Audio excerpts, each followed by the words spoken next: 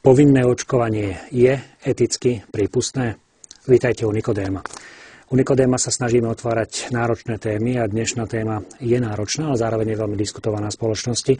Takže aj moji hostia, ktorí prijali dnes pozvanie k nám ku Nikodémovi, sú naozaj odborníci, ktorí majú tituly pred menom za menom. Ja už pri ich predstavovaní si radšej zoberiem papier, pretože na spamäť by to mohlo robiť problémy. Takže ja som veľmi rád, že moje pozvanie dnes prijali profesorka Henrieta Hudečková, hlavný odborník Ministerstva zdravotníctva Slovenskej republiky pre epidemiológiu. Vítajte. Príjemný dobrý večer. Moje pozvanie prijala aj pani doktorka Marta Špániková, pediater. Vítajte. Dobrý večer. Moje pozvanie prijala aj už taký stabilnejší host, pán profesor Jozef Glasa, klinický farmakológ, hepatológ a bioetik. Vítajte. Ďakujem pekne a dobrý večer našim pozeráčom. No a vítam medzi nami aj Janka Viglaša, licenciátneho alebo držiteľa titulu TH Lic, čo znamená, je to odborník na morálnu teológiu, je to odborník na teológiu, člen teologickej komisie, konkrétne tej konkrétnej subkomisie pre bioetiku Konferencie biskupov Slovenska. Vítaj. Ďakujem. Takže moji cení vzácni hostia, začneme tam úplne niekde na začiatku. Čo je toto očkovanie, o ktorom chceme dnes večer spolu rozprávať? Tak ak dovolíte, by som začala. Považujem to ja, ale nie len ja, aj moji kolegovia, ktorí sa dlhodobo tomuto problému venujú, za jedno z najvýznamnejších preventívnych opatrení, ktoré významne ovplyvnilo zdravie ľudí. Ak si pomyslíme, že stále v rozvojových krajinách zomiera niekoľko 100 000 detí na hnačky, ďalšie iné infekčné ochorenia, ako je čierny kašľ alebo osýpky, a my u nás tomu predchádzame očkovaním, tak myslím si, že takýto veľký úspech, čo sa týka medicíny, iné liečiva nemajú. Ja si myslím, že očkovanie je aj to, čo za posledných 50 rokov zásadným spôsobom ovplyvnilo život našich rodín. Pretože keď sa niekto zaujíma o svoju rodinu, tak vie, že napríklad stará mama pochádzala z 8 detí, ale len 4 sa dožili staršieho veku alebo dospelého veku. Takže to určite boli veľké tragédie, keď tie deti na tie bežné infekčné ochorenia zomierali, dokonca niekedy v jednej rodine za jeden týždeň aj viacero detičiek. To znamená, že ten život rodiny toto zásadným spôsobom zmenilo. Isté je oveľa menej utrpenia a ja si myslím, že to očkovanie my neprevádzame pre očkovanie ako také. My naozaj tým chceme niečo riešiť. Od začiatku sme tým chceli niečo riešiť a riešiť sme tým chceli chorobnosť, ale až úmrtnosť detí. Ja predpokladám, že táto relácia bude mať veľký ohlas aj medzi našimi divákmi, preto sme ju vlastne pripravili. Takže, drahí televízni diváci, ak sa chcete zapojiť do našej diskusie, môžete tak urobiť už tradičné prostredníctvom SMS na čísle 0905 60 20 60 alebo prostredníctvom e-mailu na adrese unikodema@tvlux.sk. Takže unikodema@tvlux.sk alebo SMS-ky 0905 60 20 60. Ak by som sa predsa len vrátil ešte k mojej prvej otázke, že čo je toto očkovanie pre človeka, ktorý síce to zažil, ako väčšinou ako deti sme to zažili u lekára, ale čo vlastne prichádza v tom okamihu, keď ten lekár zoberie tú striekačku a priblíži sa k tomu malému telíčku, väčšinou teda detskému telíčku. Čo sa tam vlastne deje? Ja by som to ešte trošku doplnil, že vlastne to očkovanie v podstate znamená vyzbrojenie toho malého dieťatka čím skorej, tak skoro, ako je to možné, proti všetkým tým pliagam, proti ktorým sa očkuje. To znamená, aby bol už dopredu pripravený, keď tá potvora, či už je to bacil, alebo nejaký vírus, alebo nejaký toxín, by ho napadli. Keď ho už nejaký ten zlý bacil alebo vírus napadnú, alebo keď už má v tele ten nešťastný toxín, vtedy je už obyčajne neskoro. A je veľmi ťažké niekedy to dieťatko zachrániť. O tom určite ešte bude reč. Máme tu pani doktorku pediatričku a pani profesorku môžu doplniť detaily. Ale toto je tá prevencia. My predbiehame udalosti. A predovšetkým nám ide o to každé dieťa. Aby to každé dieťa, ktoré sa narodí, ktoré príde na tento svet, na Slovensku, aby malo toto zabezpečené. Aby bolo vyzbrojené proti tým, proti ktorým ho vieme vyzbrojiť. Ešte ho nevieme vyzbrojiť proti všetkým. A tá výzbroj, ktorú si to dieťatko na základe toho očkovania vlastne samo pripraví, je tá imunita. Sú tie protilátky, sú tie krvinky biele, ktoré sú vyškolené, aby správne rozpoznali toho nepriateľa a aby ho nemilosrdne zlikvidovali. Hovorím to trošku zjednodušene, ale určite pani profesorka, pani doktorka ma doplnia. Ja možno ešte ako jediný nelekár medzi vami by som dodal aj ako teológ. To kontrolovaná dávka zla, s ktorou si ten organizmus dokáže poradiť. Teraz máme síce advent, ale v pôstnom období je to veľa pochopiteľnejšie. Všetky sebazaprenia alebo odopierania, ktoré si človek spôsobuje ako určitú bolesť, tak sú práve preto, aby neskôr zvládol väčšie ťažkosti. Hej, myslím, že to presne v tomto zmysle je. A to je tá prevencia. Prečo to musíme robiť dopredu? Prečo nemôžeme čakať, kým ten zlobca príde? To už je neskoro a už sú veľké, veľké problémy. Nie je to predsa len možno taká otázka z toho pléna, ktorú väčšinou počúvame. Veď už predsa žijeme v roku 2013, o pár týždňov 2014. Ešte potrebujeme na Slovensku očkovať proti nejakým veľkým epidémiám? Proti epidémiám nie, ale potrebujeme udržať situáciu. My už si nepamätáme, alebo väčšina ľudí u nás si už nepamätá tú situáciu pred zavedením očkovania. Hej, veľké epidémie, úmrtia. Za prvej republiky Československej a potom počas slovenského štátu sa nehlásili ochorenia na Slovensku, ale úmrtia. A tam bolo niekoľko 100 až 1000 úmrtí najmä na osýpky a záškrt. A dneska sa povie osýpky. Áno, no my sme naposledy na Slovensku mali vlastné endemické osýpky, ktoré vznikli tu a šírili sa na našom území v roku 1997 a 1998. Jednalo sa o ochorenia, ktoré sa vyskytli v Prešove a v Košiciach. Bolo to do 800 prípadov. Je pravda, že tam úlohu hrala rómska populácia, čiže z nášho pohľadu riziková pre takéto ochorenie. Ale odvtedy sme mali nulový výskyt vlastných a ak sme mali osýpky, tak boli len importované. Čo je veľmi dôležité teraz, ak my nebudeme mať dobre zaočkovanú populáciu, práve tie importované prípady nám tu môžu spôsobiť novú situáciu, ako sme mohli napríklad pozorovať v roku 2010-2011 v niektorých krajinách Európskej únie, kde bola obrovská epidémia.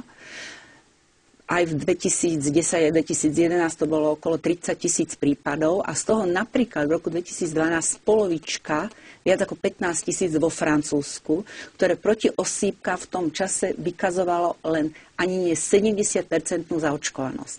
Krajiny, ktoré mali nad 98% zaočkovanosť, mali len tie importované. Ďalej sa im tam nešírili a nevznikali epidémie.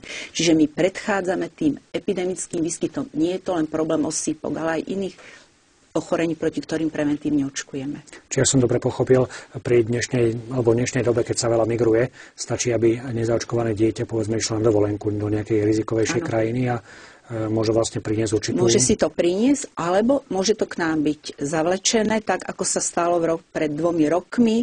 Evidovali sme 2 prípady importovaných osýpok, z toho jeden prípad bol u francúzského turistu, ktorý prišiel do Košic a tam ochorel a si to odležal. A druhé bol náš turista zo Žiliny, ktorý bol vo Veľkej Británii v Londýne a po návrate po inkubačnej dobe ochorel na osýpky. Pani doktorka, za posledné obdobie, aké boli najčastejšie prípady, alebo s čím sa stretávate vo svojej praxi? Osýpky som nemala, ja teda už roky pracujem, ale videla som ich naposledy ako medička, ale nie je to pravda, že tie ochorenia, proti ktorým očkujeme, sa nevyskytujú. Minulý mesiac som mala dievčatko s čiernym kašľom, ktoré bolo základnou dávkou očkovacou zaočkované v 1. roku života a my tam máme preočkovanie v 5. roku života, pretože vieme, že po 4 až 8 rokoch tá imunita proti tomuto ochoreniu po očkovaní klesá, preto sa opakovane preočkováva. Z rôznych dôvodov, skôr zdravotných toho dieťatka, sa to očkovanie posunulo, teda už sa posunulo tak, že vlastne medzi týmto dieťatko to ochorenie, teda myslím teraz konkrétne čierny kašel, dostalo.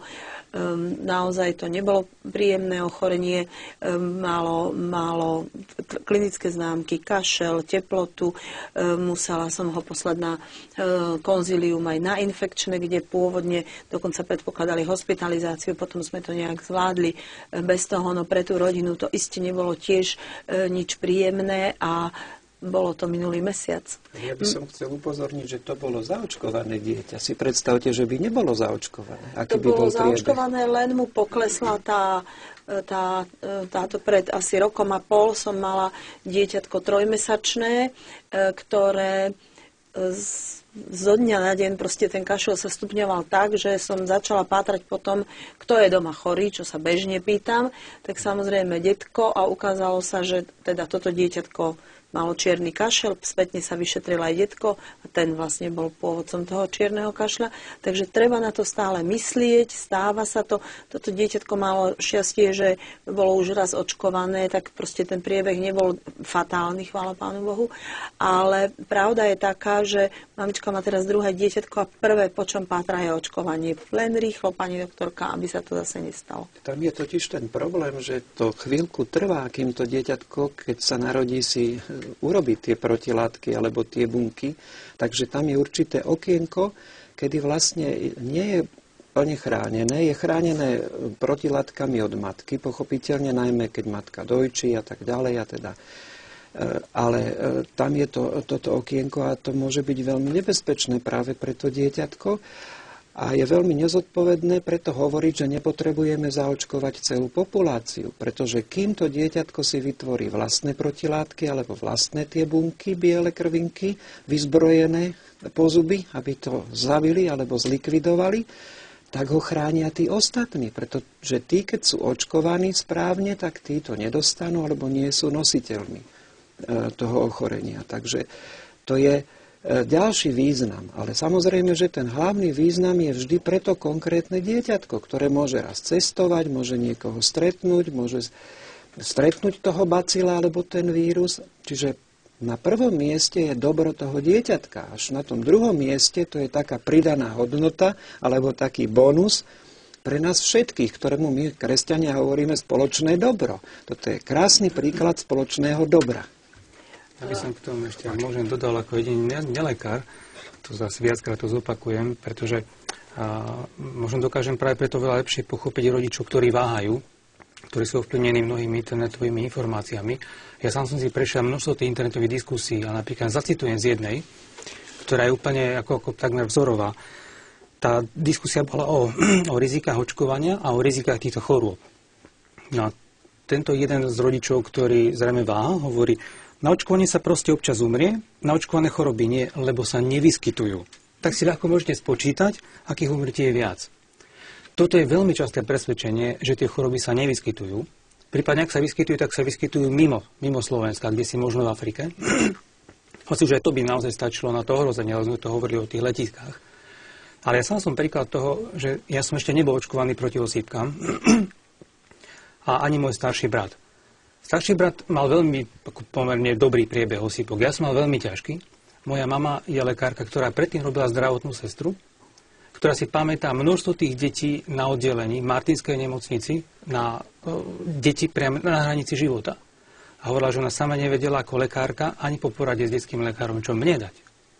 A ešte mám 3 ďalších súrodencov, ktorí už boli očkovaní a hovoria, že ten priebeh bol neporovnateľný.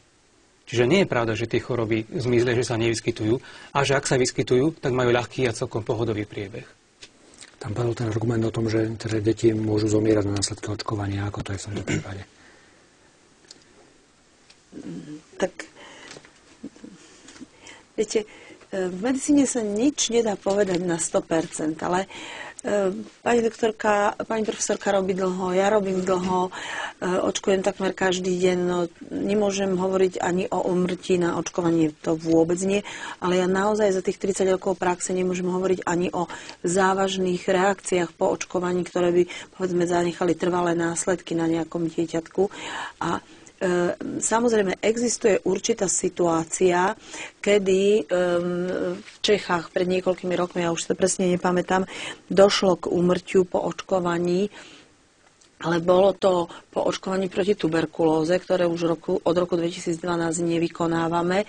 To sa očkovalo na 4. deň života dieťatka a to očkovanie, to úmrtie bolo v súvislosti s očkovaním, ale u ťažkej poruchy vrodenej imunity, ktorá by bola pravdepodobne limitovala to dieťatko tak či tak, neviem presné konkrétne veci, ale viem, že to sa stalo a je to teda akože možné. Mali sme aj na Slovensku závažné reakcie po očkovaní, ale tiež to bolo u detičiek, ktorí mali poruchu imunitného systému vrodenú, ktorá nie je častá, ale teda je takáto.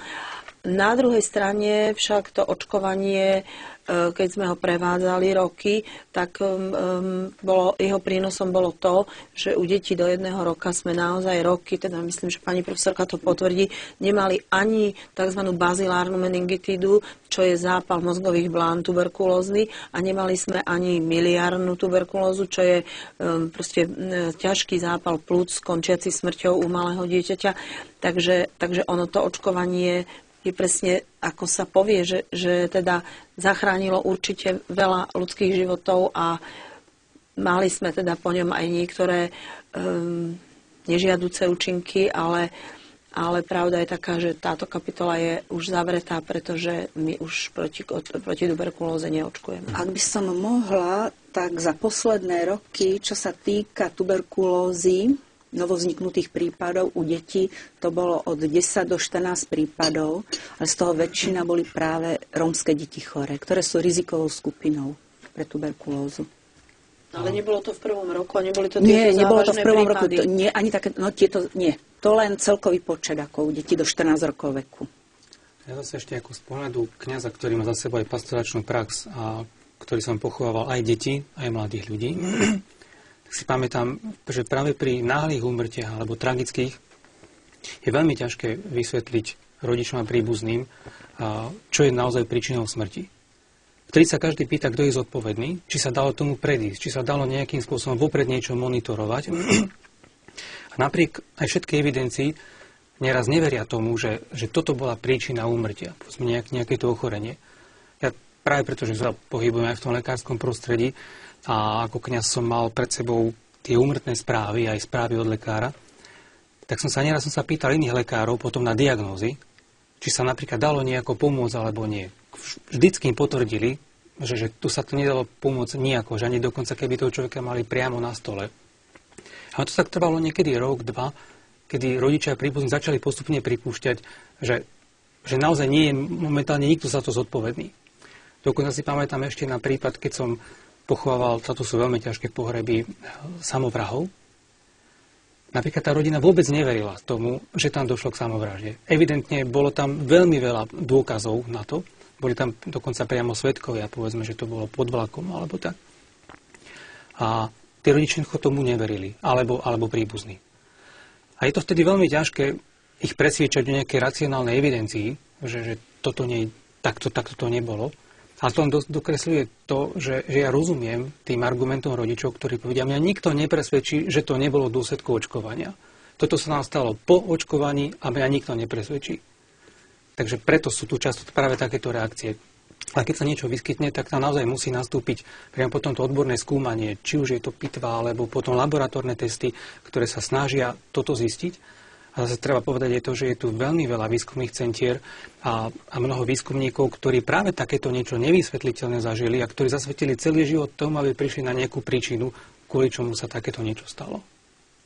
Tu nemá vôbec žiaden zmysel niečo zatlkať alebo zametať pod koberec. Naopak všetci sú extrémne zvedaví, že prečo niečo také môže nastať. A celá veda vlastne je otvorená tomu. Každý chce mať Nobelovú cenu.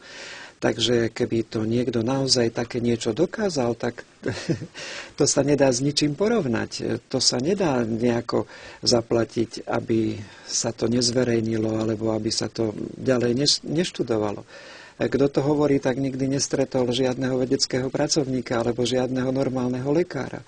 Ja by som ešte si dovolil nadviazať, že podobné je, keď sú rodičia, ktorí majú postihnuté dieťa, zdravotne postihnuté a niekto im takéto niečo povie nezodpovedne. Tak tým rodičom už nikdy žiaden racionálny argument alebo trvá naozaj roky, kým dokážu na to nahliadnúť. A je to tragická situácia sama o sebe, ale ešte tragickejšia je, že vlastne potom to dieťa ešte môžu poškodiť tým, že ho teda nedajú zaočkovať, preočkovať, doočkovať, môžu poškodiť ďalšie svoje deti, že im túto dôležitú preventívnu metódu vlastne neposkytnú, túto veľmi dôležitú súčasť základnej zdravotnej starostlivosti pre tie svoje ďalšie deti. A bohužiaľ, s čím sa teda stretávam, že potom chodia, či už na Facebook, alebo na internetové fóra, alebo dokonca chodia aj fyzicky na rôzne do mamičkovských centier a všelikde a apoštolujú v úvodzovkách ďalšie mamičky a strašia ich, že viete, to sa nám stalo po očkovaní a to určite je z toho a tie mamičky sú vystrašené a oni im uveria, pretože to nie je už na racionálnej rovine, ale to je na rovine emócií. A proti tomu racionálna argumentácia ťahá ozaj za kratší povraz. Presne tak. Ešte by som doplnil, že majú snahu či už získať Nobelovú cenu, a keď nie hneď Nobelovú cenu, tak je minimálne konkurenčnú výhodu. Je veľmi veľa mladých vedcov, ktorí chcú robiť dielo do sveta, ktorí budú prví, ktorí na niečo prídu a vlastne na tom postavia svoju slávu, keď už nie je teda hneď Nobelovú cenu. Jedna z reakcií, ktoré už pomaličky začínajú prichádzať, nie je aj hyperaktivita našich detí prejavom dôsledkom očkovania? Ešte dodatok, že v minulosti predsa takáto hyperaktivita u detí nebola.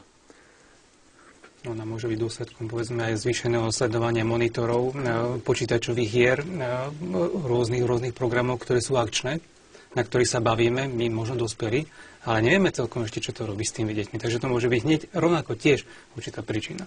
Potom druhá vec, možno aj vec výchovy. Tak v minulosti to bolo také viac utiahnuté, nie? Dneska sa tým deťom nechá väčšia voľnosť.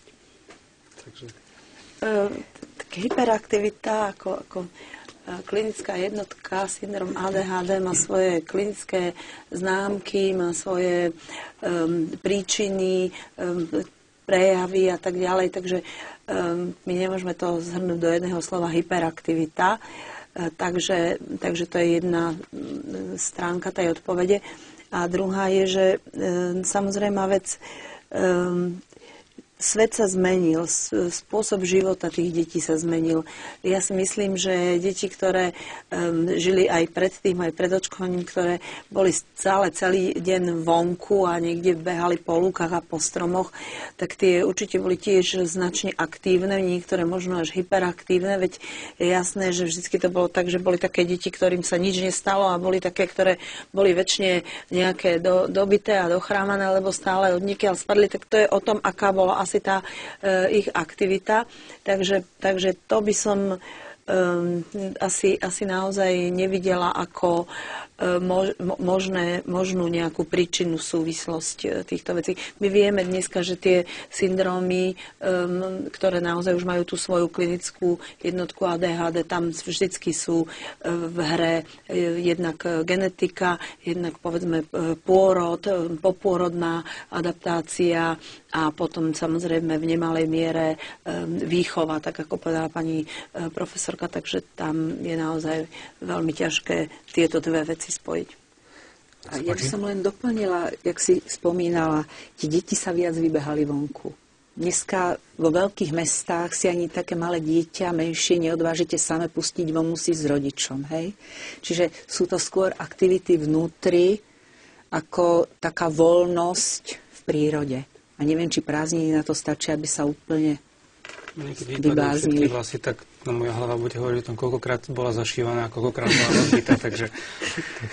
Tieto tzv. Hyperaktívne deti nezriedka sú veľmi nadané práve a vyžadujú si špeciálnu starostlivosť, aby sa mohli rozvíjať a nie, aby boli utlačané teda do nejakej krabice a do nejakej preformovanej. Hyperaktivita detí súvisí aj s režimom tých detí už úplne od malička a od narodenia.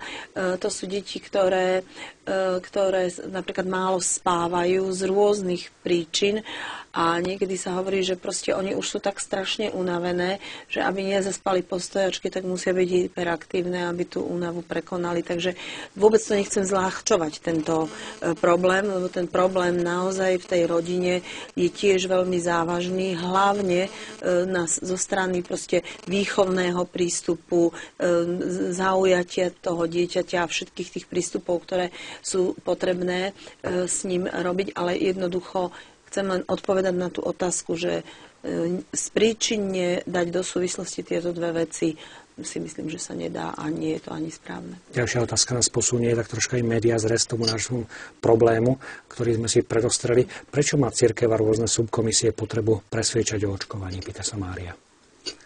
Práve preto, že táto vec bola spochybnená a veľa ľudí si nevedomuje práve ten prínos. Ja sám som vlastne už generácia, ktorá profitovala, čiže mala veľký osoch práve z očkovania a že ju už mnohé choroby minuli. Tým pádom sa navodila atmosféra, že tá hrozba tu už nie je. A na druhej strane sa akoby oveľa viac zvýraznila hrozba rizík zo strany očkovania. Sám ako tá laik, ktorý som si pozeral množstvo týchto stránok a diskusí, tak nemať kontakty s lekármi, tak som naozaj presvedčený, že tie vakcíny, ktoré majú mnohé adjuvanty, teda pridané látky, že už to samotné je veľmi nebezpečné, samotné očkovanie má množstvo rizik a že tie choroby vlastne rizika nemajú. Tým pádom toto celé bolo spochybnené. Máme tu ľudí, ktorých nepresvedčí nič, to aspoň to tak tvrdia. Ale potom máme veľmi veľa ľudí váhajúcich, a to dokonca aj s univerzitným vzdelaním, ktorí dnes práve preto, že sledujú veľmi veľa vecí na internete a si vyhľadajú informácie, tak prvé, k čomu sa dostanú, tak sú práve tieto informácie. Oni sú nesmierne potom zneistení. A navyše potom ďalší argument bol ten, že niektoré vakcíny počas ich vývoja vlastne použili tkanivá z umelo potratených plodov, od čo sa potom odvíjajú ďalšie bunkové línie. Ale tu skrátka sa to tak posunulo, ako keby samotné vakcíny obsahovali súčasti potratených plodov, alebo ako keby tie vakcíny boli priamo pripravované na tkanivách potratených plodov. Čiže tie otázok bolo viacej, ale tie základné boli práve tieto, že tu bolo obrovský strach z rizik očkovania, strach, ktorý zmizol z chorôb, ktoré tu hrozia, a potom ešte táto etická otázka vývoja niektorých vakcín.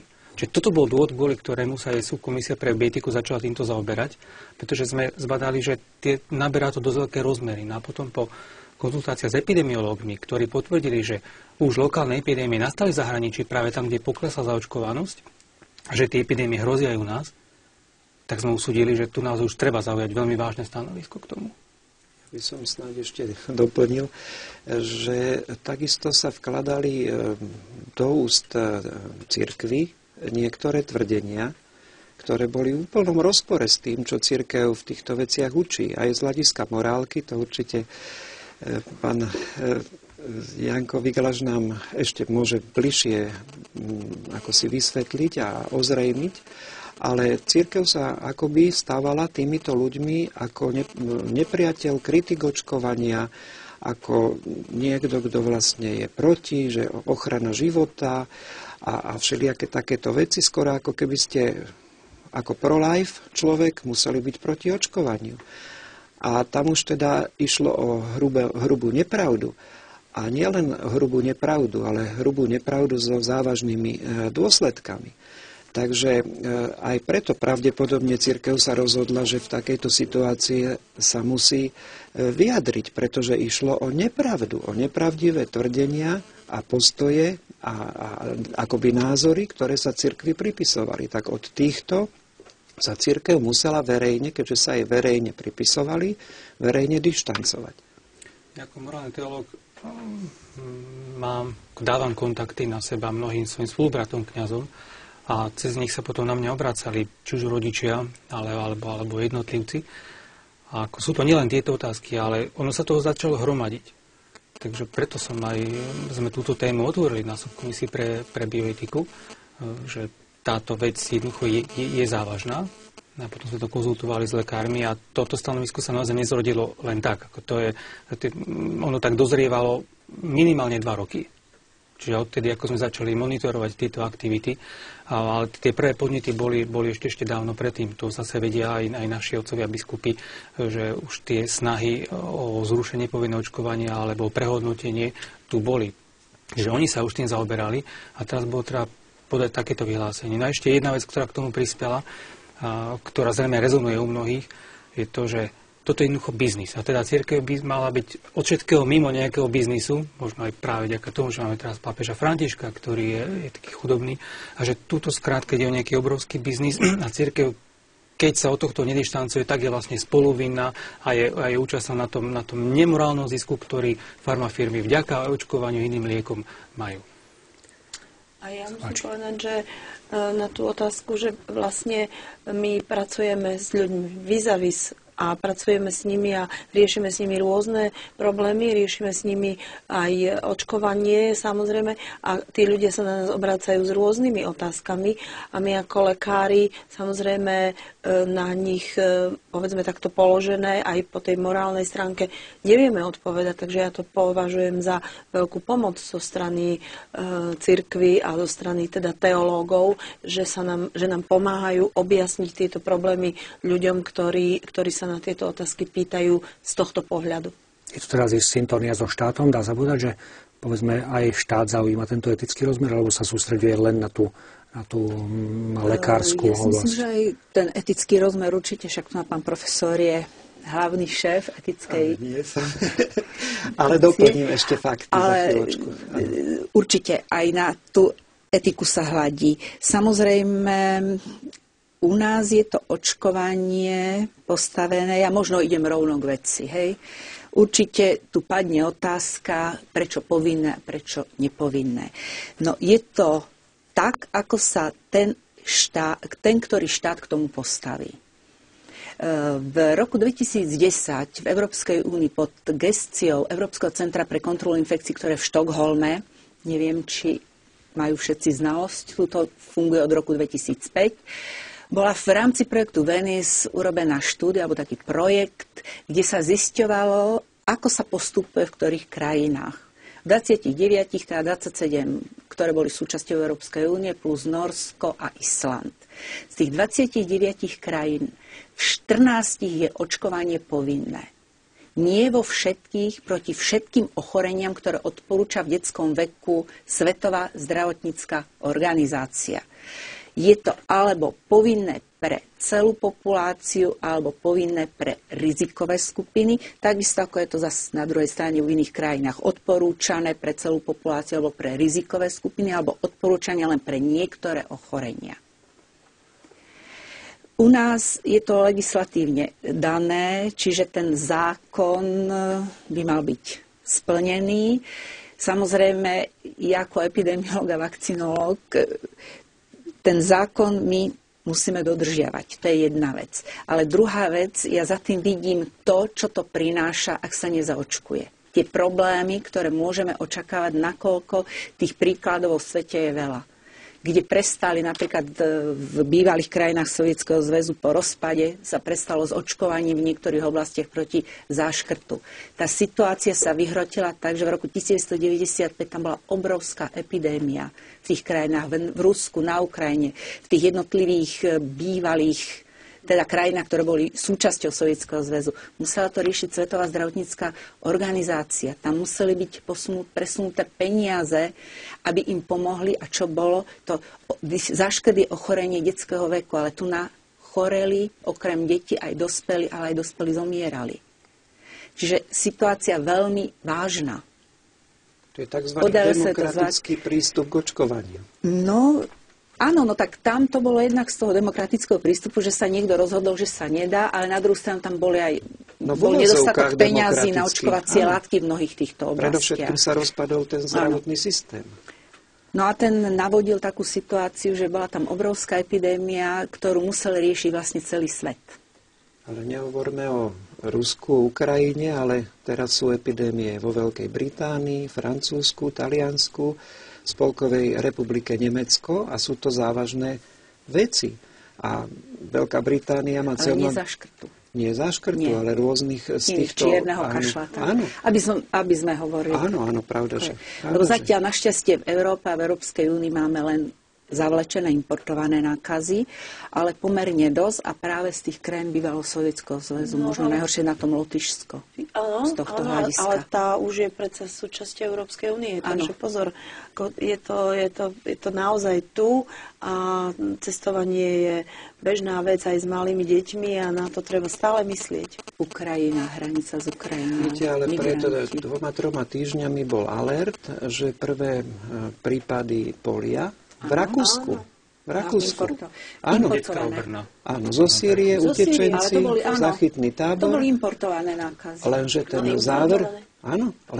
záver, áno. Čiže my máme polio vedľa. Ale polio totižto polio v Sýrii vôbec nebolo od roku asi 95 alebo 99 a teraz za tieto posledné 3 roky tam sa naozaj stala epidémia. Ja som to hovorila aj minule pri nejakej príležitosti. Veľmi som dostala takú odpoveď, že to určite nie je kvôli tomu, že sa neočkuje, ale pretože tam nemajú prístup k čistej vode, Isté, keď nemá niekto dostatok čistej vody, tak je to problém. Izrael toho roku zachytené divé poliovírusy, tam teda boli zachytené zo životného prostredia a od ľudí. A Izrael je veľmi navštevovaná krajina. Čiže odtiaľ sa to veľmi ľahko môže ďalej zaniesť. A treba si uvedomiť, že poliomielita, dedická obrna, je veľmi kontagiózna s veľkou infekciozitou ochorenie. Jednoducho, obrazne povedané, prejdete okolo niekoho, kto má poliomielitidu a môžete ju dostať. Je to tak, že? Áno, našťastie teda nie všetci majú ten najťažší priebeh, ale zase tí, čo majú ten mierny, čo vyzerá ako chrípka, tak sú prameňom nákazy pre ďalších tým, že nemá závažné klinické príznaky, tak treba z nej izolovaný a ďalej sa to šíri to ako neskutočná reťaz. Nech sa páči. My sa tu dostávame k tej závažnej otázke, či vôbec je etické, ak štát niečo to povinne vyžaduje. Lebo toto myslím, že mnohých zaujíma. Potom práve aj tá etická a možno aj teologická reflexia nad tým. Ja by som začal tým, čo určite veľmi veľa veriacich ľudí vie, ktorí čítali Bibliu. A to sú stavy, keď Ježiš Kristus uzdravoval malomocných. Keď niekto ochorel na malomocenstvo, čo urobila spoločnosť? Vylúčila ho. Jednoducho museli ísť mimo. Bolo to rozhodnutie kruté, dneska by sme povedali možno neľudské, a tá spoločnosť sa nevedela inak brániť. A chcela prežiť, lebo vedela, že všetci sú v ohrození, tak týchto ľudí musela eliminovať doslova tak, že ich nepozabíjala, ale ich vyčlenila do spoločnosti, do spoločenského a náboženského života. Akorát im nosili potraviny, pretože vedeli, že všetci sú v ohrození. A teraz je tu tá otázka, či vôbec má spoločnosť na to právo. No má, keď je pro-life, keď je záleží na živote. A potom možno taká konkrétna situácia, ktorá môže objasniť našim divákom. Predstavte si, že vaše dieťa chodí do školy, nemusí ani predstavovať. Mnohé deti chodia do školy a jeden deň príde a hlavu má zavšívavenú. Tak snažia sa tieto vši dostať preč. Do 3 dní, povedzme, tie vši má znova. Minimálne ten druhý krát už rodičia nabehnú do školy a bude im záležať na tom, kto vlastne tie vši doniesol. Pôjdu bokom všetky individuálne slobody na to, ako si kto žije. Budú trvať na tom, aby všetky deti boli odšívavené. Prípadne by sa zistilo, či niektoré dieťa nie je z nejakej osady alebo z nejakých sociálne biedných podmienok, aby ešte tam prebehlo toto očistenie. A pritom vši nie sú život ohrozujúce ochorenie, len je to mimoriadne nepríjemné, ktoré ešte môžeme vidieť voľným okom a môžeme sa pritom pri troške trpezlivosti pohrať. Títo vírusy nevidíme a títo vírusy sú reálnou hrozbou, pri ktorých sa naozaj aj zomiera, prípadne ostávajú trvalé následky. Čiže tu sa dostávame k tomu, čo sme už tu spomenuli, a to je spoločné dobro. Aj dokumenty cirkvi hovoria o tom, že človek nie je individuálne, autonómny jedinec, ktorý si môže rozhodovať o čomkoľvek, pretože jeho rozhodnutia majú dopad na celú spoločnosť. A potom aj dokumenty cirkvi práve na tomto stavajú. A toto bola základná reflexia. Nie ani tak tie vakcíny, ktoré obsahoval, pri ktorých vývoji boli použité kedy tie mŕtve, tie tkanivá z umelo potratených plodov. Ale predovšetkým táto otázka spoločného dobra. Ja napríklad zacitujem z katechizmu pri 5. prikázaní ochrane života a zdravia. Život a telesné zdravie sú vzácne dary. Máme sa o ne rozumne starať a brať pritom do úvahy potreby iných a spoločné dobro. Starostlivosť zdravia občanov si vyžaduje pomoc spoločnosti, aby sa vytvorili také životné podmienky, ktoré by ľuďom umožnili rásť a dosiahnuť zrelosť. Sú to výživa, oblečenie, bývanie, zdravotnícka starostlivosť. Čiže toto máme hneď katechizmus. A to je len jeden článok z toho. A potom môžem pokračovať napríklad ďalej. Jan Pavel II, keď napísal list rodinám v roku 1994 Gratissima Sane, tak tam rozoberal aj 4. prikázanie, ktoré znie cti otca svoju matku, a zároveň hovorí aj o rešpektovaní autority. A sa sme tu pri tom, či vôbec teraz cirkev má rešpektovať štátnu autoritu. Si pozrieme, čo Jan Pavel II hovorí o tom. Tam, kde si rodina skutočne nevystačí sama, má štát možnosť a povinnosť zasiahnuť. A hneď pokračuje konkrétnymi príkladmi. Štátna pomoc sa má prejavovať napríklad činnosťou inštitúcií, ktorých poslaním je chrániť život a zdravie občanov. Poďme k tým otázkam, pretože naozaj sa nám začínajú sypať. Zdá sa, že sme rozviedli naozaj takú veľmi plodnú diskusiu. Ľudmila z Bratislavy. Chcela by som vedieť, ako je možné, že subkomisia pre bioetiku KBS vyhlásila, že rodičia sú oprávnení ba priam povinní očkovať vakcínami, o ktorých vedia, že sú vyrobené neetickým spôsobom. Nie je to prípad účel svätí prostriedky? No, ďakujem pekne. A opäť sme tu trošku pri téme, ktorá nás zaberie trochu času, pretože tam sú tie dve slovíčka. Oprávnený, morálne oprávnený, že použiť práve takéto vakcíny. A potom povinný. O tej povinnosti sme hovorili teraz, pretože sme zodpovední nielen za svoje zdravie, ale aj za zdravie iných. Že my tu žijeme v časoch, keď si pamätáme, že z komunizmu bolo veľmi veľa vecí povinných, ale to neznamená, že všetko, čo bolo povinné, bolo zlé a všetko, čo je dobrovoľné, je dobré. Čiže tie naše rozhodnutia majú svoje dôsledky, to sme hovorili. Čiže preto tá povinnosť, že sme tu zodpovední aj za zdravie iných, aj za zdravie svoje, aj za zdravie iných. A potom, čo sa týka práve týchto eticky problematických vakcín, to už vlastne k čomu tu došlo. Asi okolo roku 1140 sa zistilo presne, čo spôsobuje rubeolu, rúžienku. A v dôsledku toho, že sa vedela diagnostikovať, začalo dochádzať k umelým potratom, keď sa diagnostikovalo rubeola práve počas tehotenstva. Práve preto, že tu bolo vysoké riziko. Vedelo sa, čo to spôsobuje. A už niekoľko rokov sa práve z diagnostických dôvodov začal vykonať umelý potrat. A boli vedci, ktorí vďaka tomu z týchto umelých potratov získali tkaniva, pretože si povedali, ak tu došlo k potratu a tieto telá sa spália, prípadne skončia ako biologický odpad, tak to aspoň využijeme na to, aby sme lepšie tú chorobu diagnostikovali. Na tomto pracovalo niekoľko výskumných centier. Jedno bolo asi v Austrálii, ďalšie bolo vo Veľkej Británii, potom v Spojených štátoch bolo asi najznámejšie. Ale keďže v Spojených štátoch nebol potrat povolený na požiadanie, bol aj z diagnostických dôvodov a bolo treba získať tkanivo, ktoré je zdravé, tak využili škandinávske štáty, konkrétne Švédsko, kde bol už v 60. rokoch potrat na požiadanie a vedeli, že tí rodičia tak či tak ten potrat chcú. Hoci boli zdraví, boli zabezpečení, jednoducho cítili, že už majú dosť detí. Tým pádom si vlastne skoordinovali tieto aktivity a vzali tkaniva z tohto mŕtvo potadeného plodu. Pravdepodobne to už dneska presne nikto nevie, či si aj dohodli termín, ale pravdepodobne áno. Len vedeli, že k tomu potratu by došlo tak či tak. Pripravili sterilné podmienky, vďaka ktorým mohli potom transportovať toto tkanivo zo Švédska priamo do Spojených štátov. A z toho vytvorili potom bunkové kultúry, čo ja už potom skôr nechám práve na odborníkov, aby toto vedeli vysvetliť lepšie. A z nich potom extrahovali tzv. Bunkové línie, čo sa umelo potom v laboratórnych podmienkach množí. A tým pádom na týchto bunkových líniách sa kultivujú vírusy, ktoré sa potom dajú do týchto vakcín, ako oslabené vírusy. Ale tieto bunkové línie, hoci nesú rovnakú DNA, čiže deoxyribonukleovú kyselinu, tú informáciu genetickú, ako malo to dieťa, ktoré bolo kedysi potratené, tak sú už len nepatrné fragmenty z tejto DNA v danej vakcíne. Ale aby som to možno trošku ešte inak povedal, je to, že nebol by žiaden etický problém s tým, keď niekto poskytne svoje mŕtve telo, prípadne keby to bol spontánne potratený plod. Aj takéto tkanivá tam sú. Okrem týchto potratov tam bolo ešte asi takýchto 60 alebo až 80, ktoré boli či už spontánne potratené alebo umelo potratené. Tie výskumy sa robili na všetkých.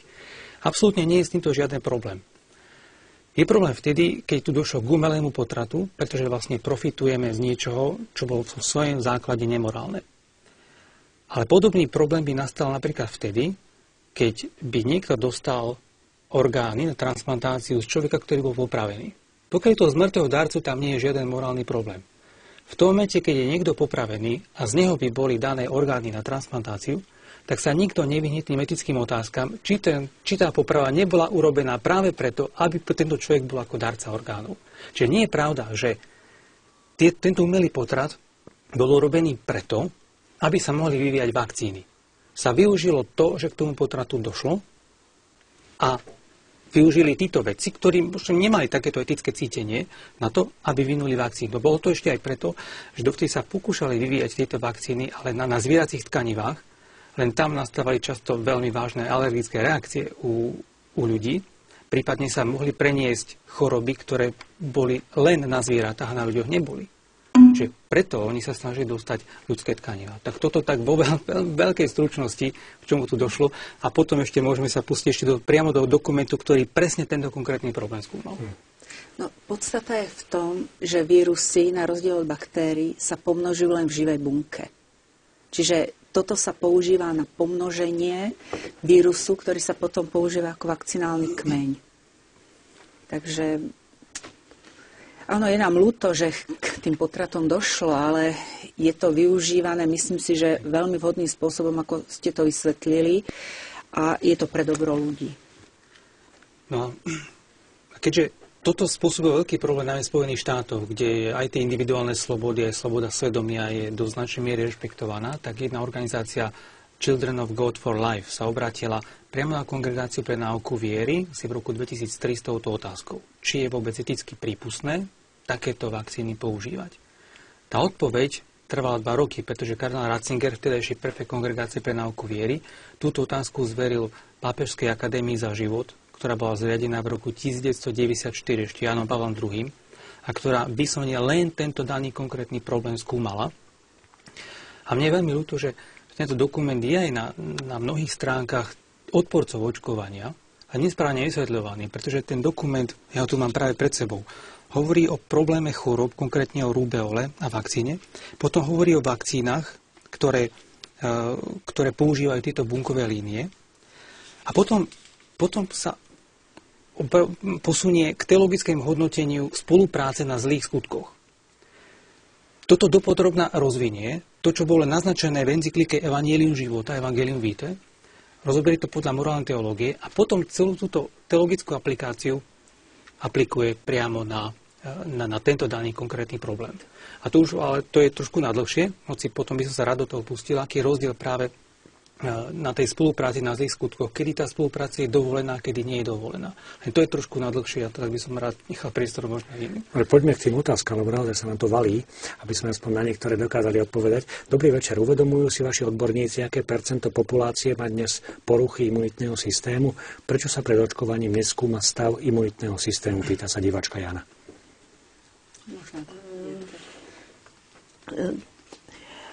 Tie poruchy imunitného systému tiež nie je to ani dokázané, ani sa to nemôže dávať do spojitosti s očkovaním. Skôr by som povedala, opak je pravdou, tak ako som to povedala aj na začiatku, práve jedinci, ktorí majú poruchu imunitného systému, by neprežili tie závažné infekčné ochorenia. To je jedna vec. Druhá vec je, že ako nejaké vyšetrovanie imunitného systému pred očkovaním, nejaké paušálne, nie je možné z mnohých dôvodov a nie je ale ani potrebné, pretože každé dieťa pred očkovaním je vyšetrené, očkuje ho ten lekár, ktorý ho pozná tú rodinu a nie je na to proste žiaden dôvod začať pátrať po poruchách imunity, pretože závažné poruchy imunity vrodené sa jednak prejavia často už skôr, takže potom sa samozrejme to očkovanie môže tomu prispôsobiť. A na druhej strane niektoré poruchy imunity by práve potrebujeme, aby to dieťa bolo očkované proti určitým ochoreniam, pretože tá vlastná porucha imunity toho dieťaťa ho ohrozuje pri infekcii, ktorú by získalo a proti ktorej je vlastne tým očkovaným chránené. Takže tá otázka je akoby postavená naopak. Dobrý večer, náš dvojročný vnúk nebol očkovaný proti ružienkam, pretože jeho rodičia si to neželali. Neželali si, aby bola použitá očkovacia látka vypestovaná na ľudských embryonálnych bunkách. V zátvorke je to pravda. Je možná nejaká alternatíva? Ďakujem za odpoveď, náš divák Pavol.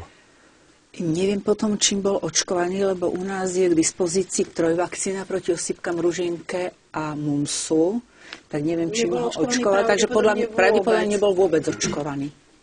Áno, to som vlastne pýtal, či je alternatíva, že nebol. U nás monovalentná vakcína, teda solovakcína proti ružienke nie je registrovaná. Ale práve preto, že tieto otázky prichádzali a prichádzajú, vydala cirkev k tomuto stanovisko, ktoré vypracovala Pápežská akadémia za život, predložilo Kongregácii pre náuku viery. A ten záver, veľmi stručný záver znie, že áno, napriek tomu, že v začiatku vývoja tejto vakcíny bol tento problém, ktorý sa však neudial z dôvodu vývoja vakcín, len sa využilo to, tak to predstavuje tzv. Vzdialenú materiálnu, nepriamu spoluprácu. Ja viem, že tomuto mnohí nerozumejú, aby som možno potom použil neskôr niektoré príklady na to. A záver tohto dokumentu znie, že sú rodičia morálne oprávnení. Je to prípustné použiť takúto vakcínu. To bolo v roku 2005, keď bol vydaný priamo tento dokument, špecificky ako odpoveď na tú jednu organizáciu v Spojených štátoch. V roku 2008 potom táto Kongregácia pre náuku viery vydala inštrukciu Dignitas Personae, dôstojnosť ľudskej osoby, o niektorých otázkach bioetiky. To sa týka najmä umelého oplodnenia, ale v čísle textu 35 sa dotýka práve problematiky použitia biologického materiálu, pretože je momentálne veľmi veľa zamrazených embryí, ktorým končí, povedali by sme v úvodzovkách, životnosť, o ktoré sa snažia zlikvidovať, aby sa uvoľnil priestor. A mnoho vedeckých tímov má záujem o takýto materiál. Takže to je v závere tejto inštrukcie, kde kongregácia hovorí o zodpovednosti pri využívaní takéhoto biologického materiálu.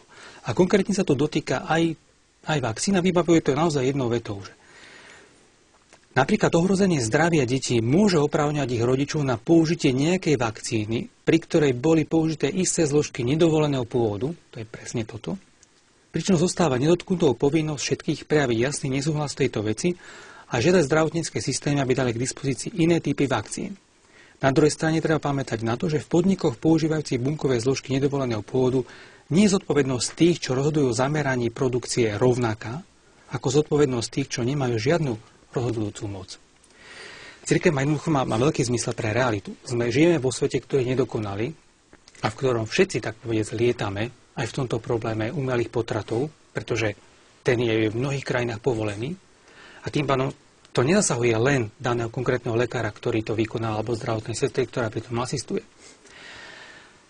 Ale tento dokument hovorí, že je tu nevyhnutnosť. Zatiaľ nevieme tie vakcíny nahradiť, prípadne tie, ktoré existujú ako alternatíva, tak majú tieto problémy, ktoré sme spomínali, pretože sú vypestované na zvieracích tkanivách a tam nevieme celkom predvídať, aké budú následky.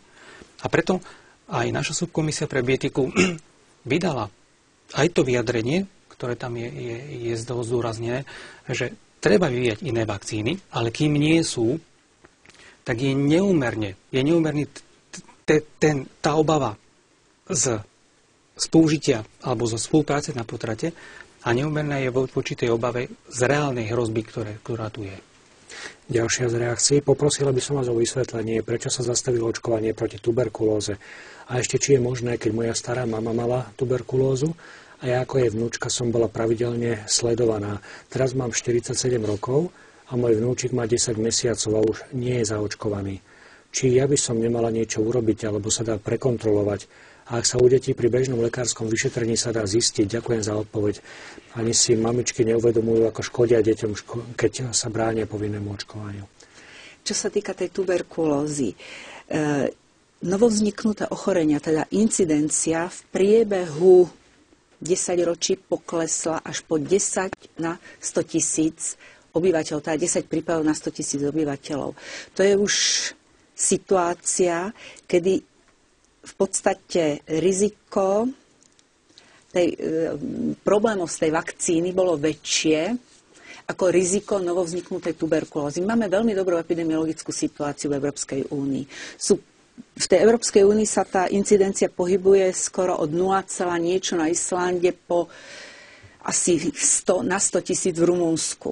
A u nás tá epidemiologická situácia je veľmi dobrá, takže sa od tohto ustúpilo. Jednalo sa teda, používali sme živú vakcínu, kde mohli byť a bývali tie nežiaduce účinky a riziko nejakej tej komplikácie z vakcíny už bolo väčšie ako riziko novovzniknutého ochorenia. Napriek tomu u nás máme rizikové skupiny, kde teda ten výskyt tej tuberkulózy by mohol narásť a narastol. A to sú konkrétne rómske osady. Čo sa týka tých Rómov, je to problém hlavne Prešovského a Košického kraja. Keď zoberieme tie dva kraje, tak hlavne Prešovského kraja. A najväčšie problémy sú v dvoch okresoch. Okres Kežmarok a Spišská Nová Ves. A v podstate o 4 veľké rómske osady sa jedná, kde je najviac tých prípadov. Tam vychádza vysoká tá incidencia za posledné roky, ale to už nemusíme riešiť plošnou vakcináciou celej populácie, ale rizikových skupín.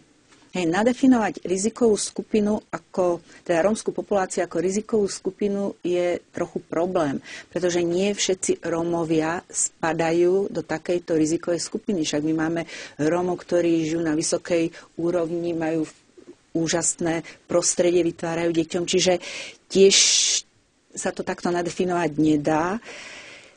Takže v súčasnosti je to tak, že pneumofyziológovia musia venovať väčšiu pozornosť v ohniskách nákazy a práve tam, kde je vyššia tá chorobnosť.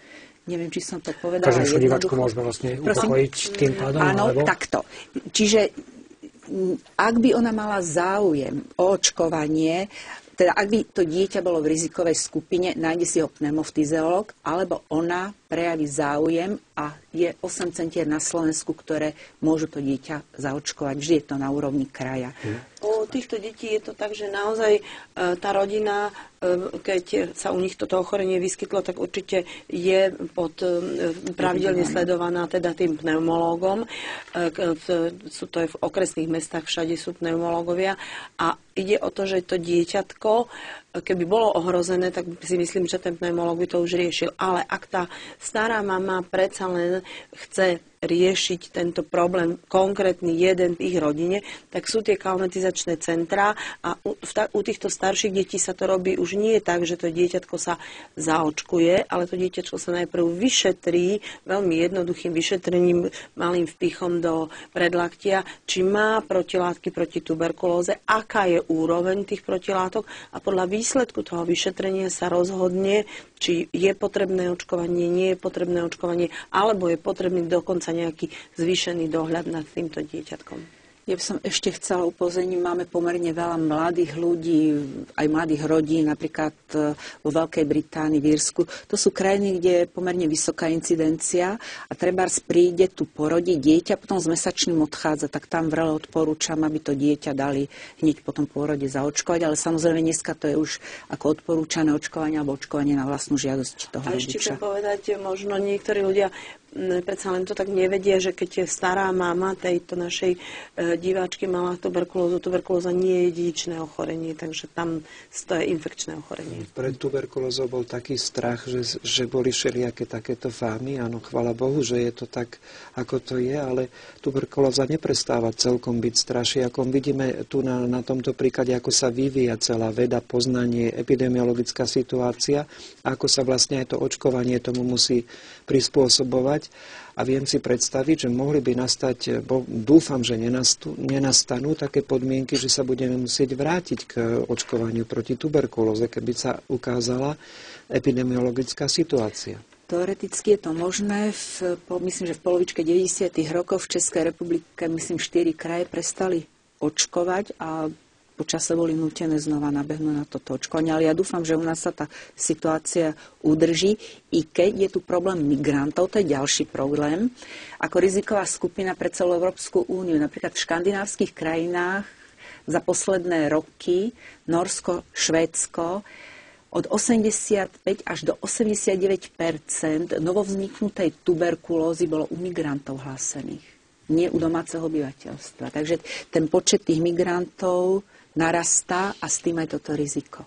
Už sa nám tu vytvoril taký virtuálny dialog. Naša divačka sa ešte vrátila k tomu, troška možno s takým pohnevaným tónom. Prepáčte, ale je ťažké počúvať, ako kňaz obhajuje využitie potratených plodov. Je si istý, že Boh by s tým súhlasil? Mám z tejto angažovanosti cirkvi veľmi zlý pocit. Vrátila sa divačka Jana k tej odpovedi. Tak ja len môžem odporúčať, aby sa naozaj pozeral do tých dokumentov, ktoré toto veľmi podrobne skúmali. A asi je tu priestor práve na to, aby som vysvetlil tú účasť alebo tú spoluprácu na zlom skutku. Takže bude to teraz taká mini lekcia z teológie. Áno, ale ja by som chcel povedať, že v žiadnom prípade cirkev neobhajuje použitie potratených plodov a nebodaj potrat alebo niečo podobné, aby to bolo úplne jasné. A to, čo ide teraz dôstojný pán Vigaloš vysvetliť, tak je trošku náročnejšie na uvažovanie. Ale musí byť celkom jasné, že cirkev nikdy nebude pripúšťať potrat umelý. Ani mnohé iné veci, ktoré odsudzuje. To musí byť úplne jasné. Tak ako encyklika Evangelium života hovorí o tom, že je vždycky nepripustná priama materiálna a formálna spolupráca. Formálna spolupráca je vtedy, keď ja s ničím súhlasím. Povedzme, cirkev nesúhlasí s potratom, katolícky poslanec alebo politik povie, že ja som katolík, ale napriek tomu s potratom súhlasím. To je formálna spolupráca. On pritom nemusí byť prítomný, vydať jednoducho súhlas. Toto je formálna spolupráca. Materiálna je vtedy... A tá je absolútne nepripustná. Absolútne. Nikdy nemôžem súhlasiť s nejakým zlom. Vedome, dobrovoľne som za. A nemusím pri ňom byť. Materiálna spolupráca je vtedy, keď sa nejakým spôsobom na tom podielam, aj materiálne, povedzme, že stavebná firma, ktorá postaví nemocnicu alebo potratovú kliniku. Ale materiálna spolupráca vo všeobecnosti je tá, kde človek s tým nesúhlasí a sa na tom podieľa. Priama je vtedy, keď nie je sprostredkovateľa medzi vykonávateľom zlého skutku a týmto človekom. Povedzme, anesteziológ, ktorý uspí ženu pred umelým potratom. Má materiálnu priamu spoluprácu. Veľmi ťažko vysvetľovať, že s tým nesúhlasí, a len to robí, pretože keď priamo pri tom pomáha, to je ako keby som ja niekoho chytil priamo a umožnil niekomu ho zabiť. A ťažko poviem, že s tým nesúhlasím. Podobnú spoluprácu má zdravotná sestra, ktorá asistuje. To je materiálna priama. Nepriama je vtedy, keď medzi vykonávateľom zlého skutku a mnou je nejaký sprostredkovateľ, keď je nejaký článok. Ten môže byť jeden, môže byť viacej. Čím je toho viacej, tak tým je tá spolupráca vzdialenejšia. Vtedy je nepriama alebo sprostredkovaná, pretože medzi tým zlým skutkom a mnou je niekoľko článkov. A podľa toho, či je bližšia alebo vzdialenejšia, tak sa hodnotí aj tá dovolenosť alebo prípustnosť. A tu cirkev hovorí, že ide naozaj o veľmi vzdialenú, nepriamu materiálnu spoluprácu, kde s tým nesúhlasíme a zatiaľ nemáme k dispozícii iné vakcíny. Pritom oveľa bližšiu spoluprácu, takúto nepriamu materiálnu, máme napríklad vtedy, keď aj títo diváci, ktorí možno poslali túto otázku, tak ho poslali z počítača, ktorý bol veľmi pravdepodobne vyrobený v Číne, kde je násilná politika jedného dieťaťa a možno práve v tej fabrike, kde sa tento počítač skompletizoval, robia pravidelné prehliadky týmto ženám, či nie sú tehotné. A ako náhle čaká druhé dieťa, tak ju donútia ísť na potrat. Už vôbec to, že ten počítač bol vyrobený v Číne, alebo možno telefón, ktorý používa, tak znamená, že tá firma súhlasila s politikou Číny, keď tam tú fabriku postavila. Takisto mnohí z tých, ktorí hovoria, že cirkev s týmto nemôže súhlasiť a používajú často príklad Billa Gatesa, zakladateľa Microsoftu, ako veľkého mecenáša nejakých programov proti životu, tak možno majú software priamo od neho, keď ho legálne zakúpili, tak podporili práve túto istú nadáciu, s ktorou možno morálne nesúhlasia. To je tiež naša nepriama materiálna spolupráca. Preto som ja povedal v tom prechádzajúcom vstupe, že tým, že to nejaké zlo tu je, tak v tom lietame všetci a sme do toho namočení viacej, než si myslíme. A teda zopakujem, že v tomto prípade týchto vakcín ide o veľmi vzdialenú nepriamu spoluprácu, taký je záver dokumentov cirkvi. A nie je to, že účel svetí prostriedky. To treba malinko rozlišovať. A to malinké rozlišovanie v tej morálke teda si vyžaduje zapojiť aj rozum, aj šedú kôru, zadefinovať problém a vyznať sa v ňom trošku. Nie len tak. Ešte jeden príklad, ktorý to možno objasní. Veľmi veľa žien chodieva predsa ku gynekologovi na prehliadky a veľmi veľa týchto lekárov umelé potraty vykonáva, alebo s nimi súhlasí. Pokiaľ napríklad nemajú možnosť ísť k takému lekárovi, ktorý toto nevykonáva a z odkazaného pomoc, tak tiež nepriamo k tomu prispievajú, pretože mu umožňujú živiť sa profesiou, pri ktorej vykonáva Amerika aj takéto skutky, s ktorými cirkev nesúhlasí. Tie ženy majú rovnako nepriamu materiálnu spoluprácu. Oveľa bližšiu, než je použitie týchto vakcín. A chceme povedať, že tým pádom majú odmietnúť službu tohto lekára, keď nejakú inú nemajú. Tomuto riziku ich vystavíme. A ten dokument, ale prečítam ešte jednu vetu, hovorí, čo sa týka ochorení, proti ktorým nie je alternatívnych vakcín, ktoré bolo dostupné a mravne priateľné, je správne zdržať sa použitia týchto vakcín, ak je to možné urobiť bez vystavenia detí a nepriamo celého obyvateľstva ako takého značnému zdravotnému riziku. V tomto prípade naozaj nachádzame proporcionálny, čiže úmerný dôvod na to. A tento boj proti neetickým vakcínám, hovorí dokument cirkvi, sa nesmie viesť na úkor detí a verejného zdravia. Nemôže a nesmie viesť. Ďalšia z našich diváčských otázok reaguje pravdepodobne až na tú predošlú diskusiu. V podstate ide len o taký možno pocit z toho, čo sme rozprávali, že mám pocit, ako keby ste presvedčali rómsku etniku, alebo je situácia na Slovensku naozaj taká zlá? Myslím, že chvála Bohu nie je taká zlá. Situácia je vynikajúca, možno, že som sa moc pustila až do tých detailov, no. Situácia je veľmi dobrá, ale riziko tu je. Máme tu rizikovú skupinu, rizikové chovania a máme tu migrantov. A to je, tieto dva problémy, to nie je problém len Slovenska, to je problém celej Európskej únie. A to nás vlastne vedie k tomu, že my stále musíme byť voči všetkým ochoreniam, ale aj voči tuberkulóze ostražitý. Práve preto stále funguje systém hlásenia nových ochorení, keď dojde k novému ochoreniu v rodine, vyšetrovania celej rodiny a tak ďalej. Veď na to my máme svoje mechanizmy, aby sme vlastne chránili celú populáciu proti takým závažným ochoreniam a na druhej strane, aby sme tým napomohli udržaniu tej dobrej epidemiologickej situácie, ktorá je. Ja by som sa predsa ešte rád vrátil k dvom veciam. Jednak sa tu hovorilo, že je tá situácia u nás akoby veľmi dobrá, povedzme, čo sa týka tuberkulózy. Ale ja by som chcel teraz povedať niečo pomerne závažné. A to, že tá situácia, čo sa týka zaočkovanosti, prestáva byť na Slovensku dobrá. A toto bola veľmi závažná skutočnosť, ktorú tiež zobrala do úvahy subkomisia pre bioetiku Konferencie biskupov Slovenska, pretože, ako hovoril dôstojný pán Viklaš, komunikovala s lekárskou obcou, s lekárskymi autoritami, odborníkmi a dostala k dispozícii príslušné informácie. A ja nechcem ako si vyvolávať nejakú paniku, stačí, že paniku vyvolávajú tí odporcovia očkovania, a tá panika sa týka tých nadmerných všelijakých nežiaducich a neviem akých vecí, ktoré si vymýšľajú.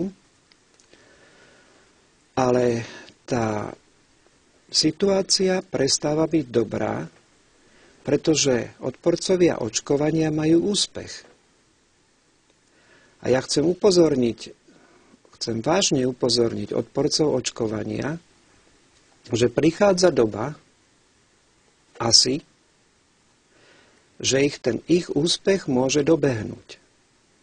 Oni majú všade napísané na svojich stránkach a tak, že nič z toho, čo my hovoríme, nie je možné brať ako záväzné odporúčanie, alebo ako lekársky nález, alebo záver, alebo že by ste sa podľa toho mali správať. My len tak upozorňujeme, my len si tak myslíme, my len zastávame takýto názor. Ale keď sa chcete rozhodnúť, choďte sa poradiť s niekým iným. Lenže to je napísané veľmi maličkým, veľmi dole a málo kto to číta. Ja čítam pozorne aj tie stránky.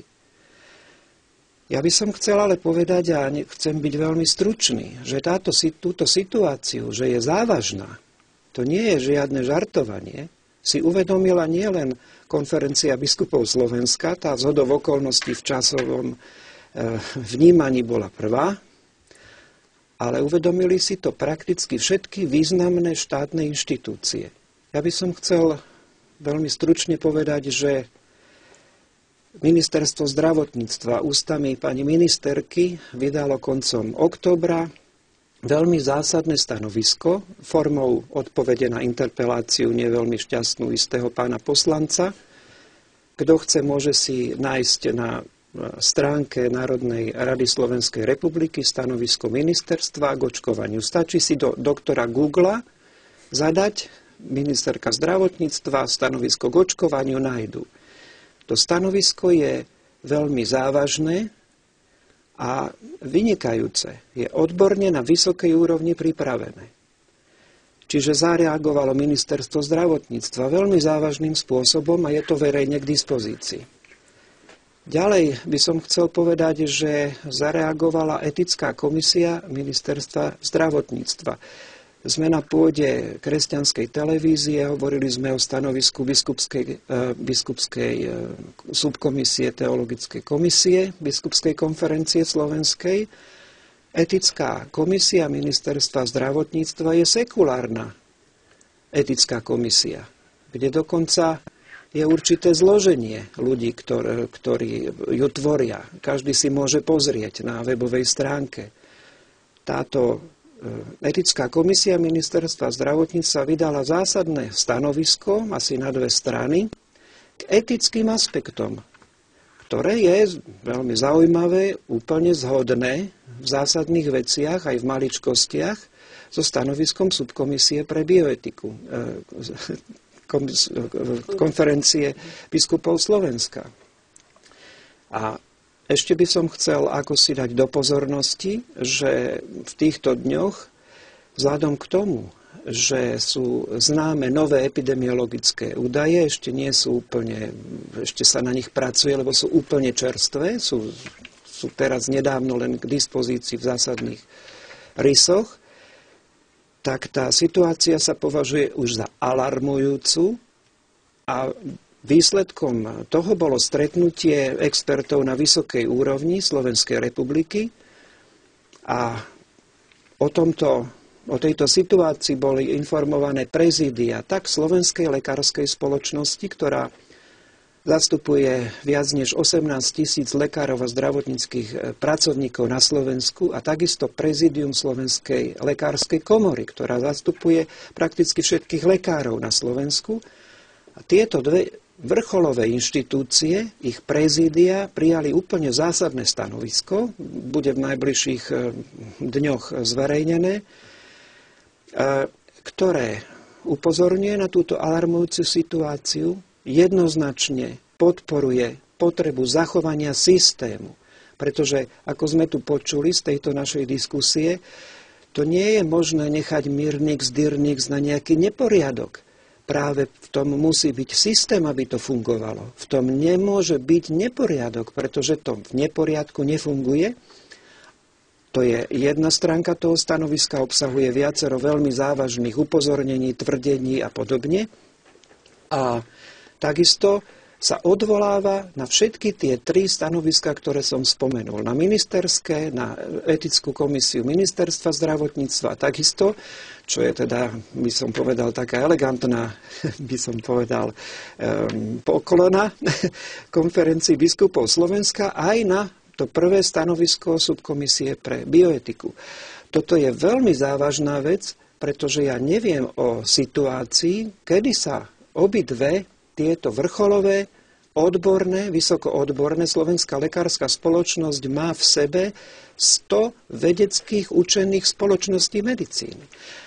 Prepáčte, ak som hovoril príliš dlho, ale myslím, že toto je veľmi závažná informácia a je to informácia z prvej ruky, ktorú naši diváci dostávajú, a toto médium je vôbec prvé, kde táto informácia zaznela. Ak by som mohla, ja by som to objasnila po tej epidemiologickej stránke. Ja už som tu spomínala na začiatku tie epidémie tých osýpok pred 2 rokmi.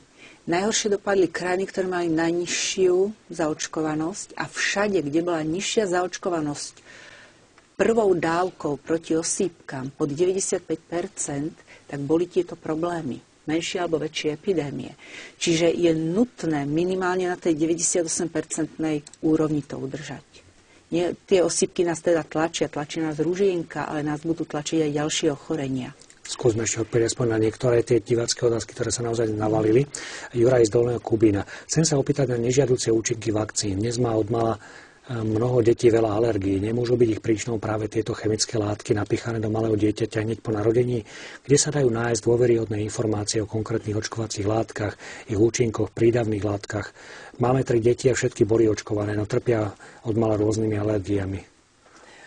Tak každý lekár pozná súhrn charakteristických vlastností lieku, ktoré samozrejme dostávame aj s vakcínou. Tam sú všetky zásadné informácie aj o vakcínach. Pacient vlastne by mal mať sprostredkovanú tzv. Príbalový leták, to znamená informáciu o lieku, teda aj o vakcíne určenú pre pacienta. A tam sú tiež vypísané aj nežiaduce účinky. Ale musím povedať, že medzi tými nežiaducimi účinkami nie sú vôbec nejakým spôsobom charakterizované aj, povedzme, alergické reakcie. Na druhej strane, všetko, čo pôsobí na dieťa od chvíle, keďže je v sterilnom prostredí počas intrauterínneho života, teda počas tehotenstva, a všetko, čo na neho pôsobí vo chvíli, keď sa dostane na tento svet, je antigén, a ten antigén sa za určitých podmienok môže stať alergénom. To znamená, že vývoj alergií je samozrejme daný jednak genetickým založením toho dieťaťa a jeho imunitného systému, a jednak je založený na tom, aké prostredie pôsobí na to dieťa. Takže povedať jednoznačne, že len očkovacie látky a len tie prídavné látky, ktoré sú inak vo veľmi minimálnych množstvách, môžu byť príčinou alergie, nie je možné. Z medicínskeho hľadiska to nie je pravdivé a nie je to ani možné. Na druhej strane, očkovanie ako také je vpravovanie nejakej látky do organizmu a môže sa stať za úplne výnimočných situácií. Nie som si presne istá, ale myslím, že raz na 400 000 očkovaní, že to dieťa zareaguje naozaj alergickou, anafylaktickou, závažnou reakciou na to očkovanie.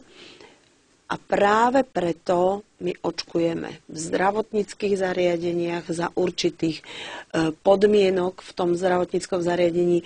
Očkujeme, u nás je výborný ten systém aj preto, že očkuje lekár, ktorý to dieťa pozná od narodenia, väčšinou pozná aj celú rodinu, takže sa na niektoré alergické veci a reakcie môže pripraviť. Takže my sme pripravení na to, že by teoreticky takáto situácia mohla nastať a mali by sme ju vedieť zvládnuť. Možno ešte jedna odpoveď, ak stihneme. Viete mi povedať, prečo zdravotné poisťovne nepreplácajú všetky očkovacie látky proti závažným epidemiologickým ochoreniam? Ide o to, že my máme tzv. Národný imunizačný program. My neočkujeme proti všetkým chorobám, ktoré tu máme, ale proti určitým vybraným. Samozrejme máme záujem aj o rozšírenie, o ďalšie ochorenia, ale to je na dlhšiu diskusiu a myslím, že to by si žiadalo celú druhú. Takže čo sa týka povinného očkovania, ktoré je definované vo vyhláške ako povinné, tak tam hradia vakcíny pre vakcíny poisťovne. Ale to je povinné očkovanie pre deti a pre dospelých, konkrétne proti diftérii a tetanu. A potom máme povinné očkovanie z hľadiska nejakej rizikovosti. To sú nejaké rizikové skupiny pre nejaké diagnózy, to je hradené poisťovňou, ale ak je povinné očkovanie z hľadiska profesionálneho rizika, hradí vakcínu zamestnávateľ.